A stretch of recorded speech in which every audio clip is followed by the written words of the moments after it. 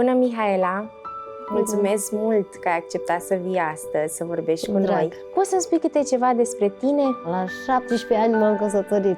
Cu acordul meu am vorbit, ne-am îndrăgostit unul de altul și așa ne-am întemeiat o familie. Fata să stă mai mult la cratiță, era mai de mult, să ascultă de părinți, familia să fie unită, educată în ce sens? Copilul nu are voie să vorbească urât, sau nora să vorbească înainte la familie. Respectul este cel mai mare lucru pentru noi, romi.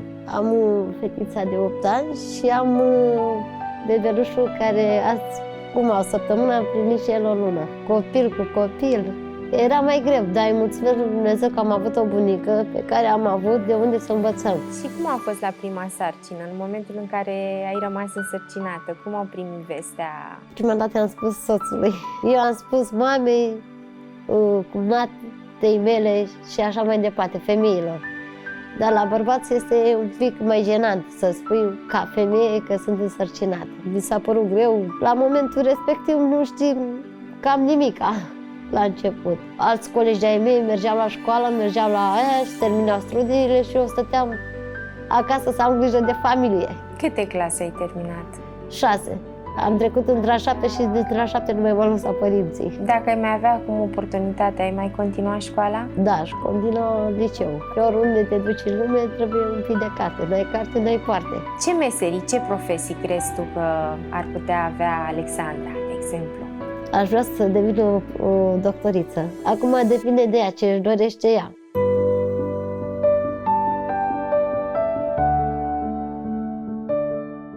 Mă numesc Pavel Roxana Cristina, am 33 de ani, sunt de etnie romă, provin dintr-o comunitate tradițională. Am o fetiță de 6 ani, care este cea mai mare realizare a mea și este mândria sufletului meu. Lucrez ca mediator sanitar de aproximativ 10 ani. Am terminat facultatea de drept. M-am înscris și la un master, dar chiar atunci am rămas însărcinată cu fetița mea și din păcate am renunțat.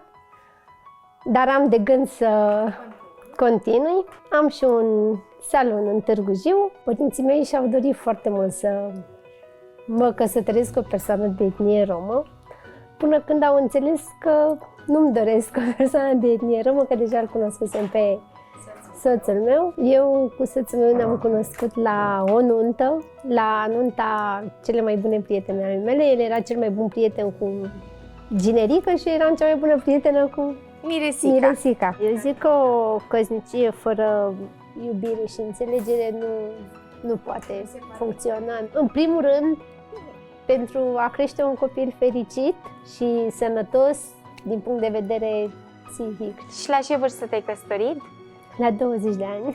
Și chiar dacă erai la facultate, te-ai căsătorit, ai continuat facultatea? Da, soțul meu m-a sprijinit și cu facultatea și când am zis că îmi doresc să-mi deschid o afacere, un salon, m-a sprijinit foarte mult. Acum avem și o a doua afacere cu aranjamente pentru evenimente, unde acolo el muncește foarte mult. Spune-ne câte ceva despre părerea ta cu privire la căsătorile timpurii, în general. Majoritarii tot timpul gândesc și zic că de ce trebuie să se căsătorească așa de vreme. Că o fată nu este pregătită pentru a se căsători, că zic că nu sunt pregătite pentru a-și începe viața sexuală și așa.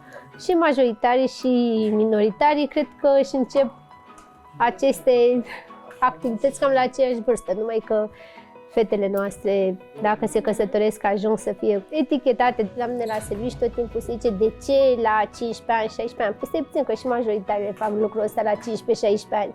Numai că de ale noastre să știu că sunt căsătorite, de celelalte părinții nu știu. Partea negativă este că atunci când o fată se căsătorește, renunță la școală și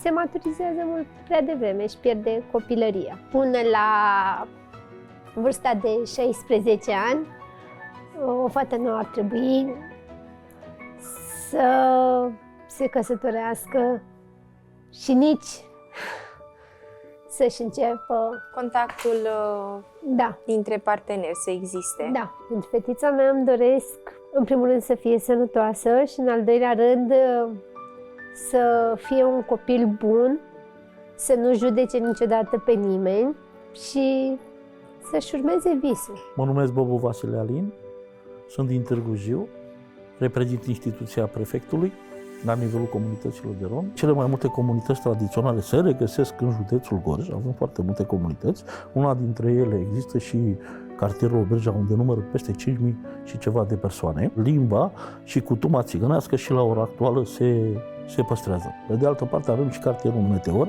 unde sunt romi căldărari. Eu m-am căsătorit la 18 ani, soția mea asta a fost în 92 la 16 ani. Eu cred că undeva pe la 16 ani, 17 ani ar fi cât de cât ok. Acest copil trebuie să dea dovadă, în primul rând, că poate să se căsătorească. Așa am înțeles eu tradiția, în sensul că, din punct de vedere fizic, este dezvoltat, mental, știe ce înseamnă căsătoria, ce înseamnă obligații. Aici intervin și tradițiile, obiceiurile și vezi tu, Doamne, dacă nu se mărită până la 15 ani, nu mai are cine să o ia. Tot așa ne gândim la faptul că se mărită în altă localitate, în altă comunitate și o pierdem.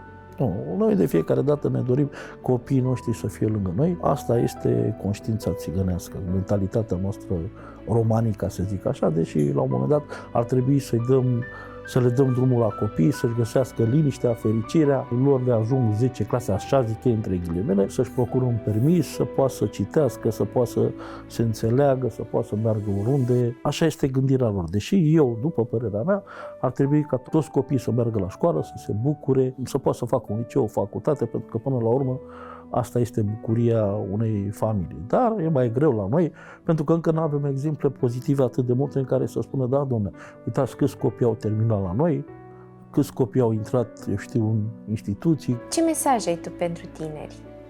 Să nu mai să căsătorească chiar așa de vreme, câtuși că este tradiția noastră, dar măcar 16-17 ani în sus. Și să-și termină școala, că este cel mai important. Să nu mai renunțe la școală, în primul rând, să nu se mai căsătorească atât de devreme. Măcar până la 16 ani. Numai învățând putem ajunge cine rău.